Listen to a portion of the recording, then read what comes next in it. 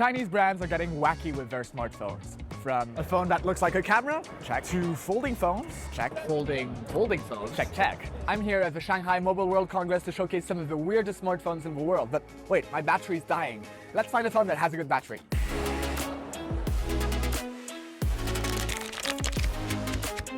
Chinese manufacturers are leading the charge on silicon carbon batteries. They basically have a higher power density, so that means you have more power for the same size battery, as well as more efficient with charging, so that means you can charge faster. That is why smartphones like the Red Magic 10S Pro have batteries that are 7,000 milliamp hours. It's basically double what my iPhone 16 Pro has at 3,500 milliamp hours.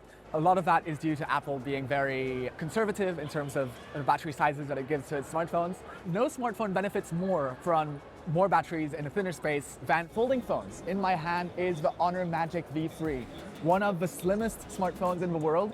It's also using a silicon carbon battery to give it a 5,100 milliamp hour battery. Another problem that you had with folding smartphones was that, well, they weren't very water resistant because a lot of the hinges originally were letting dust in and were really fragile. So the Honor Magic V3 solves that problem with an IPX8 water rating.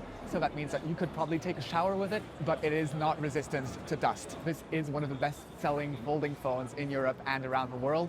And it's also the slimmest folding phone, is what I would say, if Vivo hadn't recently unveiled the X Fold 5, which at a thickness of 4.3 millimeters, just ekes out the Honor Magic V3. Making it the thinnest smartphone in the world is what I would have said if I wasn't holding in my hands the Huawei Mate XT. This is a three-way folding phone, and it's just a thing of beauty, honestly. At 3.6 millimeters, they're more constrained now by the width of the USB-C port than the actual hardware constraints.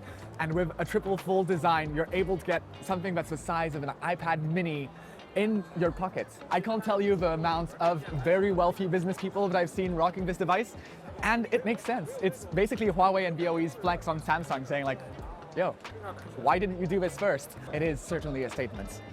It's a statement that's bigger than my wallet can afford, so let's move on to one of the slightly more affordable innovations that Huawei has created.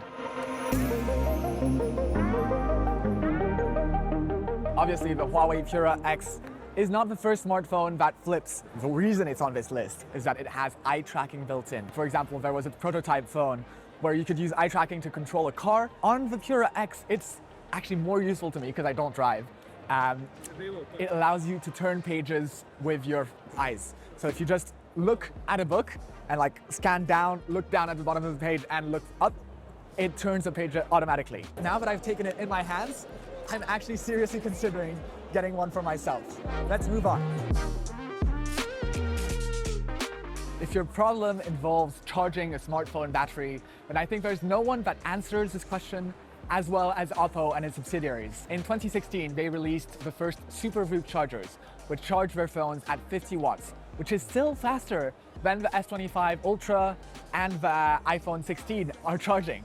Though Oppo isn't with us today at the SMWC, they have made some pretty incredible advancements in the past 10 years, releasing the Realme GT5 Neo that charges at 240 watts. That is a crazy speed to charge a smartphone, and you can buy it today.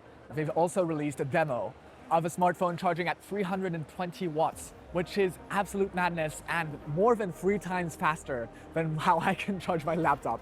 This kind of charging speed is clearly absurd for most people, but it goes to showcase how creative and innovative Chinese phone makers have been in creating features to distinguish themselves from their competition. But 240 watts, that's way too much power. What are you even doing on your smartphone that's, well, demanding that much power? How about using it as a camera? Here we are at the Nubia booth, where on top of having massive batteries, their smartphones have massive lenses. This is a detachable camera set from Nubia. So this is the Z70S that has this gigantic zoom. And so you're able to have manual focus on this lens, but at the same time, if you're getting bored of this, you can just snap off the lighting kit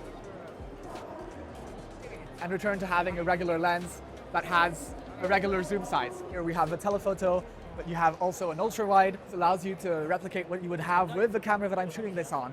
I probably wouldn't rock it because it's slightly too big and slightly too flashy for me, but still really cool. The Vivo X200 Ultra also has a very similar camera kit. Unfortunately, Vivo isn't on the show floor today. This concept is one of the wackier ones you can find out there, but it's not even the wackiest. The Weektel Tank Free has a projector integrated into the smartphone itself. And at that point, it starts becoming something that really feels real.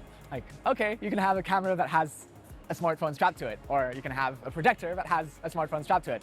That is the landscape of Chinese phone makers, and I think that's all we have for you from the wonderful and, as we've shown at times, very weird world of Chinese smartphones. If you want more Expo coverage from Tech Asia, let me know what you want to hear about. And until next time, I've got to catch my flight. Take care.